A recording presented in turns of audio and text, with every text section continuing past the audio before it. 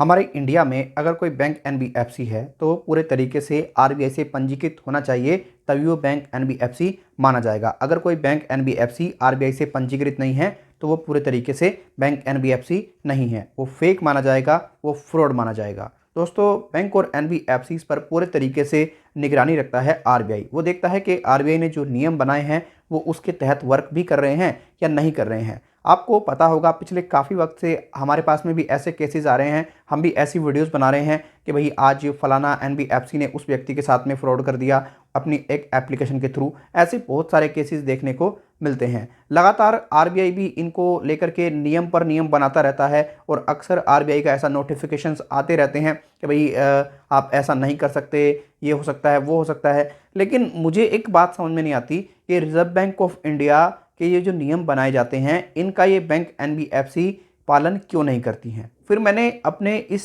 Mind में जो मेरे सवाल उत्पन्न हुआ, इसको जानने के लिए कई न्यूज़ आर्टिकल्स को पढ़ना शुरू किया।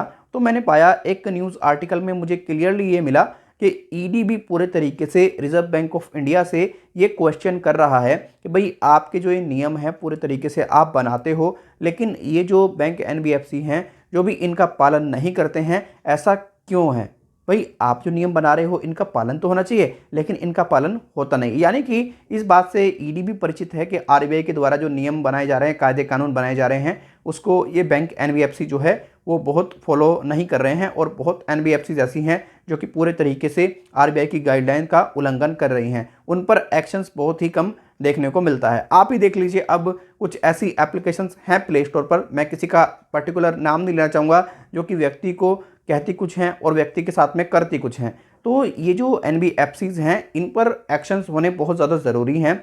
और ईडी पूरे तरीके से जो मेरे देखने में आ रहा है वो आरबीआई को भी रडार पर ले सकता है और आम जनता के साथ में कोई भी ऐसा कुछ ना किया जाए, मेरे जो सूत्र बता रहे हैं। क्योंकि आरबीआई काफ़ी पूरे तरीके से लोगों को अवेयरनेस देता है कि हाँ भाई आपको ये सब नियमों का ध्यान रखना चाहिए, लेकिन बहुत सारे ऐसे व्यक्ति मुझे लगातार ईमेल भी करते हैं, सर हमने आरबीआई में 30 दिन बाद कंप्लेंट की, हमें कोई सोल्यूशन ही नहीं मिलता, आरबीआई कुछ कहता है वो कुछ कहते हैं, हम बड़े परेशान हैं। तो गाइस कुल मिलाकर के यही देखने में आ रहा है आरबीआई ने जो नियम बनाए हैं उनका कोई सख्त पालन ये लोग नहीं कर रहे हैं। तो इसीलिए आरबीआई को मुझे लगता है इन बैंक एनबीएफसीज पर एक्शन लेना चाहिए। बहुत सारे व्यक्ति तो ये भी कह रहे हैं कि आरबीआई खुद इन बैंक एनबीएफसी से मिला हुआ है, आरबीआई के खुद व्यक्ति इन बैंक और एनबीएफसी में हैं। जब आरबीआई के व्यक्ति ही पूरे तरीके से इन बैंक और एनबीएफसीज में हैं ऑलरेडी, तो वो व्यक्ति कहाँ इन पर एक्शन लेंगे। तो कुल मिलाकर के जिसके भी बैंक हैं, एनबीएफसी हैं, जो आरबीआई में व्यक्ति हैं, वो उन बैंक और एनबीएफसी में नहीं होने चाहिए।